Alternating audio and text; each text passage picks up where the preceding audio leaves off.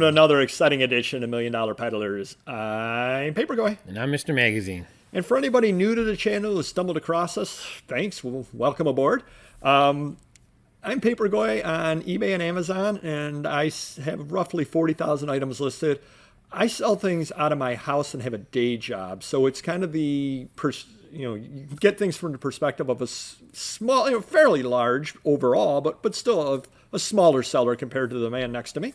I'm Mr. Magazine with 500,000 items listed and a large warehouse and 15 employees. I don't know about you, but I'm a little bit scared. I don't like looking over my shoulder, but I just got a feeling something's gaining on me there. Oh, that's a beautiful creature, I think. It certainly is. And we're going to talk about how do you do this? One specific area right there.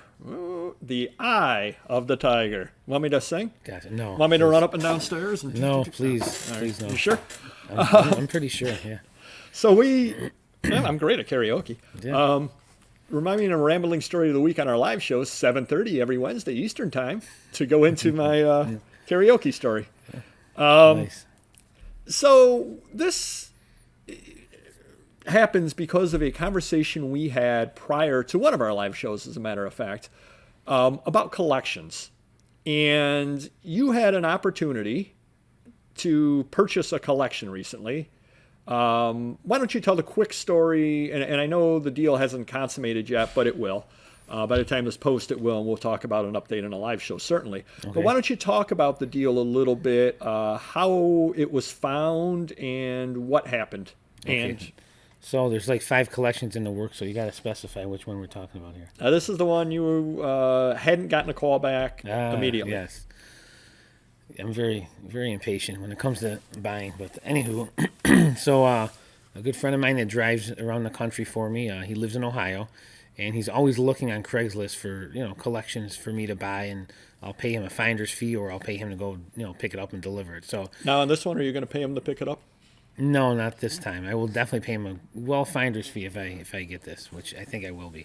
But so he says, hey, calls me up. You got a big collection in your neck of the woods of magazines. I'm like, really? He goes, oh yeah, it's like 5-10 minutes from me. I go, all right, send me the information. So I get the information, and I can only email this gentleman, and Gil, my buddy. Where did he find? Was it Craigslist? Craigslist. He goes on Craigslist.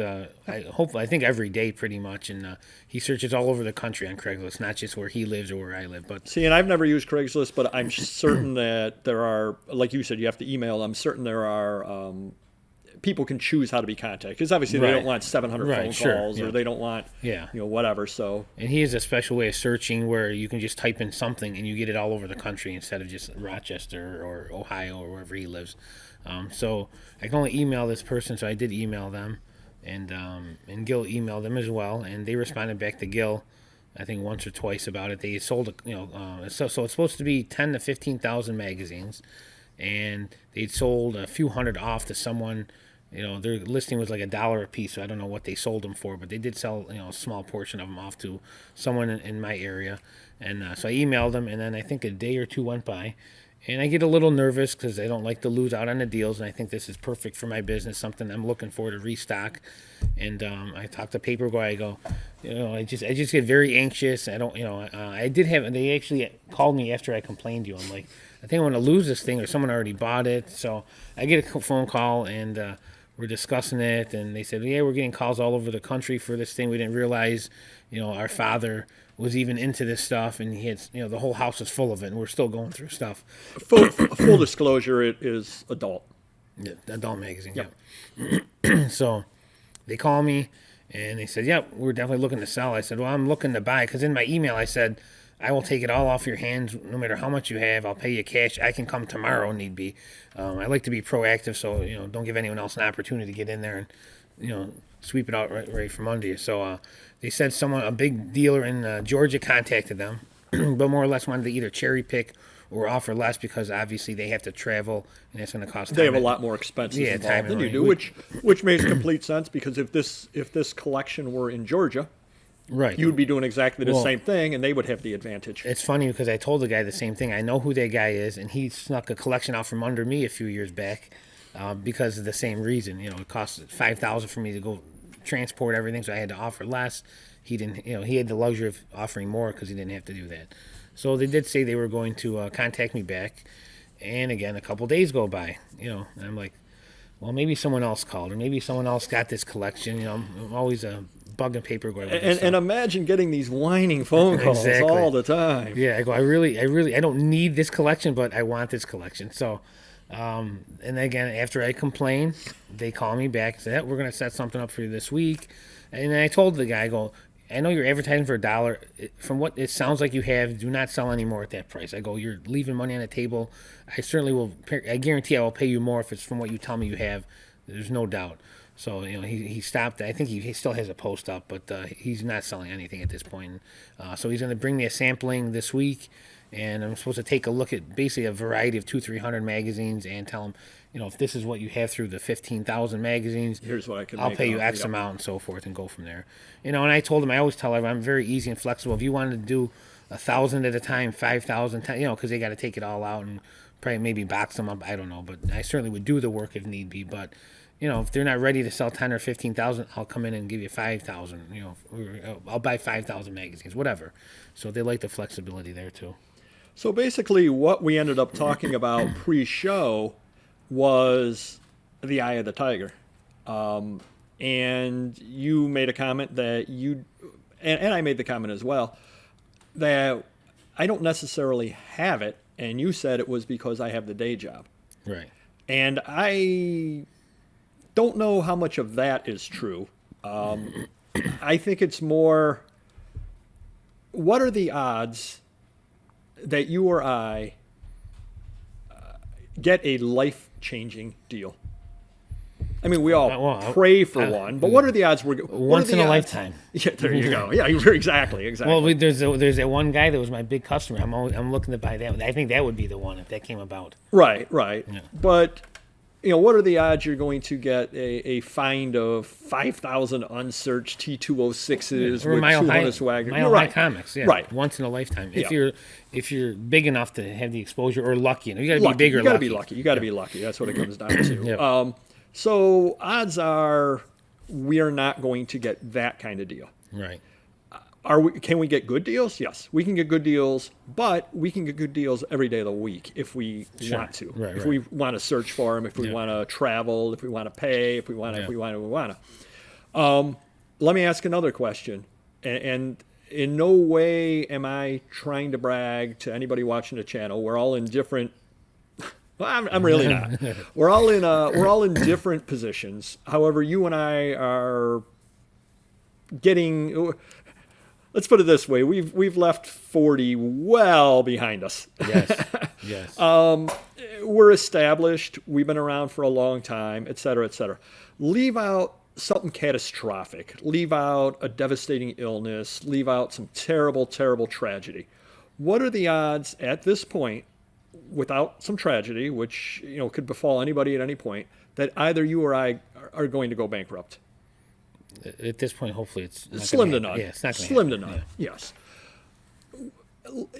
One of the things, there's only one scenario that I could see really, really hurting you. It wouldn't feel good for me, but I do have the day job, which does cushion me some. Right. The only thing that I see that could really harm you, leaving out illness. Besides this tiger. Yeah, that tiger is pretty scary. Is if you were kicked off of the venues on which you sell. Correct. Let me ask you a question. Sure. How many magazines does this gentleman have? 10 to 15,000. 15,000. Yeah. You purchase it. Yep. You're then kicked off one of the venues or both venues that you're on. Do you need those 10 to 15,000 items? No. Right. They do me no good at that point. So I guess my point is, would I have the Eye of the Tiger for a life-changing collection? Yes. I think no doubt whatsoever. Mm-hmm. The Mile High find is 3 doors away from me, and I suddenly find out the guy has it. I'm getting that. Right. Period. End of story. But I think most deals that either of us came into could be good deals. Yeah. But they're not life-changing deals. And would I love to get a great deal? Yeah. Yeah. But let's just say that you were able to get these 15,000 magazines and the guy wants to give them to you for $1,000, which obviously he does not want to do that. Right. You'd make a lot of money off it. But let's say that you didn't get that deal. Yeah. Is it going to hurt your bottom line at the end of the year? No, because right now I have 4 other deals in the works. So And how many deals to still... Let me ask this question over here. The Ohio deal. Yes. How much of that is listed? Roughly. 10%. 10% probably, yeah. So I'm not saying that you shouldn't have the eye of the tiger. Obviously, I'm still out there hustling.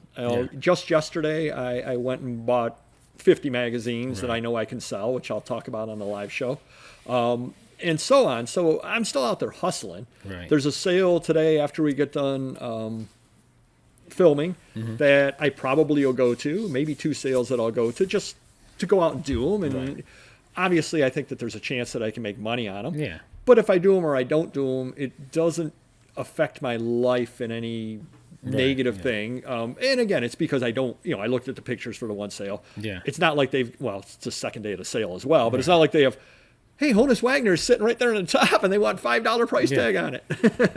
Yeah, but I think for me, though, having the retail store, maybe, for years, decades, or whatever, I have competition out there. So I got a guy up the road. I got a guy 10 minutes away. So, if someone pulls this Tom Brady $1 million card and he goes to the guy up the road, I lost out on it for whatever reason. That's my competition. Now he's won that. He's winning the battle right there on that deal. So I like to win every deal if possible, if it's, worthy, or I can make some good money on it, It's just how it is. There's I look at it as winning and losing. If there's a good, if it's a $50 card, I could care who gets it. But if it's a $500 or $1,000 or $10,000 deal, to me, there's winning and losing. And I don't know who said this, but find me a winner that likes to lose. But if the gentleman in Georgia gets, which he's not going to, you're going to get this deal that we're talking about. But if the gentleman in Georgia got the deal, the gentleman in Georgia snaked out that other deal from under you. Right. Has it negatively impacted your life? No. And I guess that's my point is there's only so much energy that I can muster up. I'm a little bit older now, and I can't get worried about any given deal. Yeah. Because there will be another one coming along. You and I have been doing this long enough to know there will be another deal coming along. You've got multiple deals in the works. I bought some magazines yesterday, like I said, and the guy says, hey, just text me next time you need more. So, I can reach out to him at any point and pick up another deal because I buy from him regularly. I've got my gentleman out in California that sends me the magazines. Sight unseen, I buy them once a month. We're shooting this in early May. About 3 weeks, I'll get an invoice from him, and he'll say, yeah, I got more magazines for you. Yeah. And that'll just show up at my doorstep. Sure. Anytime that I want to buy and anytime you want to buy, we can buy. Sure. So I'm not saying you're wrong for doing it. I'm just saying that, and this is an argument that we've had for many, many years, there's enough out there for everybody. And my opinion, if the guy in Georgia gets it, whatever. Yeah, it is what it is. You move on, but and let's say that your local competition got this deal. You know as well as I do, you're going to wind up getting a good portion of that deal because it would be too much for that person to handle. Right, yeah. Even the money amount for anyone locally, if you don't have the manpower and the money, the place to store it, the listing power, it's no good to you at any price. Right, and I don't deal in adult, and I wouldn't step on your toes on it. But let's just say that somehow or other I was on Craigslist 3 days before your friend was on Craigslist, and I ended up getting this deal. And for whatever reason, I said I want to start selling adult. I don't want to sell it to you. I want to start selling adult. Yeah. How many magazines? 10 to 15,000. Say 15,000 magazines, and realistically, with the day job, I can list 150 items a week. Yeah. How long does that take me? Years. It's going to be years, yeah. So, and say I'm making good money off it. And I say, wow, adult magazines are great. I want to buy more. Am I buying them anytime soon? No. Am I buying another 15,000 lot deal anytime soon? No. So, it's kind of a different way of looking at things, I know. And I understand your perspective. That you don't want your competition to get anything, but as I've said any number of times, unless your competition is set up to be able to handle the volume, right, they get it. It it's like sanding the gears. Yeah. It slows them right down, and now Sure. they're not your competition on the next deal. Right. And this is a fairly good deal that you're talking about. Yeah.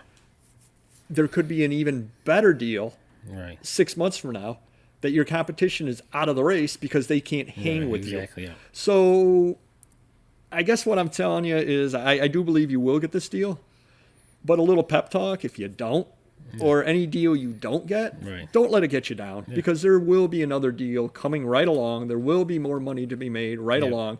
I think something or other that I think everybody out there, and we can only speak for, well, you can speak on a national level with magazines because you know who the national dealers are and you compete against them.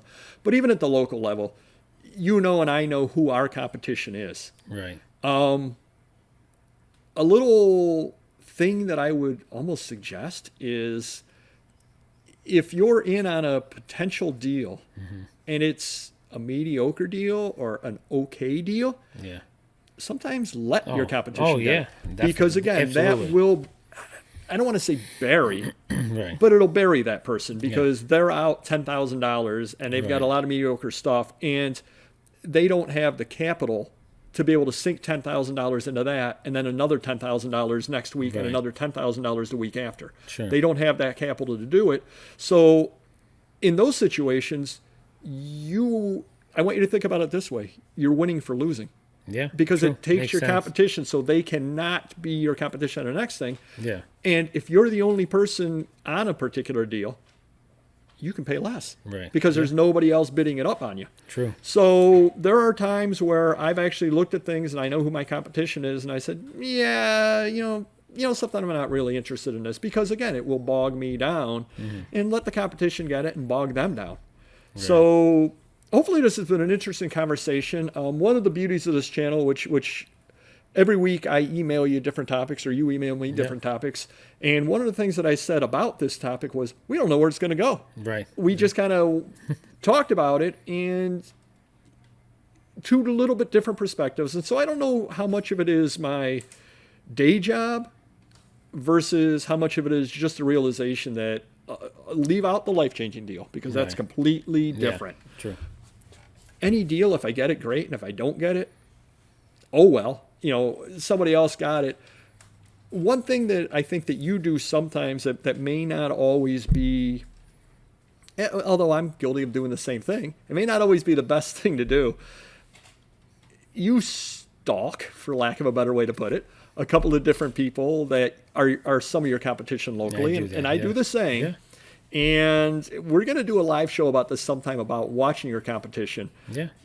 But there are times where you get down about a few of the sales that he's made. And what do you always ask me? Like, When you see, how's he getting this? How is he? Well, because I generally I like to feel that I pay as much or more than most people, and I know this person around the corner from me, and from what I hear, he does not pay very high, yet he comes up with these high-end items, almost weekly, and I'm like, why are people selling to him? He's got to be buying them for pennies on the dollar. I would pay more than that, but he has whatever his secret is, good for him. Yep. And so I guess don't seethe when you see him having a good sale, because a lot of times there's a backstory about it we don't know. Right. And we're going to save that for the live show because you don't always know what's going on. And I've got some really good stories for the live show when we end up discussing it, 7:30 Eastern every Wednesday, 7:30 p.m. About some of my competition that I watch, and because I know I've been at the same sale, I've seen what they've paid, so it'll be some interesting stories on that there, and I'm sure you'll have some interesting stories as well. Because again, small community, a lot of people talk. You know who picked up what they paid for it a lot of time. Other people have had a chance at the deal, et cetera, et cetera. So that should be an interesting show. But hopefully this discussion helped you out a little bit, gave you a little bit better way of viewing it. Sometimes, like I said, you win by losing because your competition can't handle the deal, and they get bogged down. So just think about strategy that. Involved. There definitely is strategy. And you're at an advantage over me because you've got the employees on the one hand. On the other hand, you're not, because you pay the employees to list. And I think we figured it out. You've got something like over $1 into every single item that you list. $1.50, I think, between listing, pulling, packing. Yeah, so you've got 50 cents a piece on average. Yeah, so you've got $1.50 per item into it, so you can't handle the lower price deals, things without a high enough profit margin because you've got all those extra costs that I don't have. So hopefully that helps you some. And do hit the like button. Do comment down below about some deals that you've ended up winning by losing out on. We'd definitely be interested in hearing that. We do answer all comments, and we will see you next video. Take care. Bye-bye.